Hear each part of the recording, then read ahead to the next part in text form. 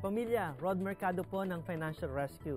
7 taon nang tumutulong sa paglutas ng inyong mga problemang pinansyal. Narito ako muli para sagutin ang inyong mga katanungan. I acquired a car loan from my financial company even though I have a low credit score. Should I accept it? Malaki ang naitutulong ng sasakyan sa pang-araw-araw ng gawain kaya naintindihan ko iyong hangarin. Kaso, makikita natin sa iyong credit score na hirap kang magbayad ng iyong mga utang. Kung sasabayan mo ito ng car loan, baka lalo kang mabaon. Last year, maraming porsyento na may mabababang credit score ang nabigyan ng car loan.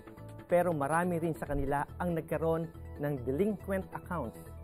Mas mabuti na bayaran mo muna ang iyong mga outstanding balances at pagandahin mo ang iyong credit score. Kapag nagawa mo ito, mas magiging maluwag sa iyo ang car loan. Mas mag-i-enjoy ka pa sa pagdadrive ng bago mong sasakyan. Naway nasagot ko ang inyong tanong, kapamilya. Tandaan natin, ang bawat problema, lalo na problema sa pera, ay may solusyon. Kailangan lang nating tanggapin ang ating sitwasyon at humble tayo na humingi ng tulong sa iba na may experience sa paglutas ng mga problema sa utang. Higit sa lahat, kailangan ding handa tayong tulungan ang ating sarili upang mapabuti ang ating financial situation. Ang pagunlad ay hindi nagsisimula sa iba, kundi sa ating sarili.